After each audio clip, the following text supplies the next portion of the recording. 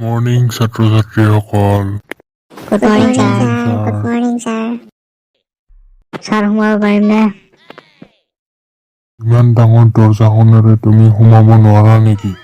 গৰু, সোমাই আহা সোনকালে। কিয় দেৰি কৰিলে বিটলা? গৰু দিব আহিছিলো। আচ্ছা বিটলা, তই কচোন কাল কেই প্ৰকাৰৰ? ছাৰ কাল 2 প্ৰকাৰৰ। কি? ছাৰ জীৱন কাল আৰু মৰণ কাল। পাগল, কোনে শিকাইছে তোমাক?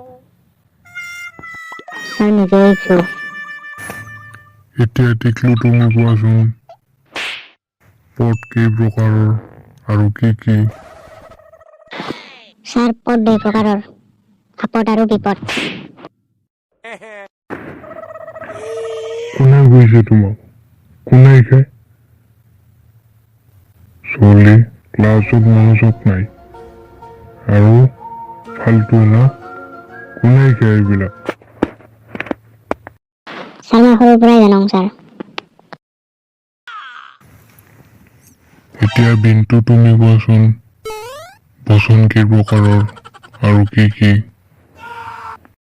ছাৰ বচন 3 প্ৰকাৰৰ, একবচন, বহুবচন আৰু অমিতাভ বচন। ছাৰ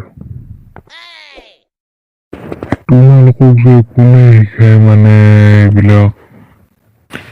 এতিয়া ৰাজু তুমি কোৱা, তুমি পৰহি স্কুলত কিয় নাহিলা?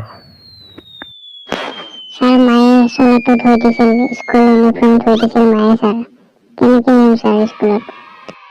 আৰু কালি কিয় স্কুলত নাহিলা তেনেহলে? ছাৰ কালি স্কুলত আহিছিলো, পৰহি স্কুলত আহিছিলো ছাৰ, কিন্তু ৰাস্তাত দেখিলো আপোনাৰ চোলাটো ধুই মেলি দিয়া আছে।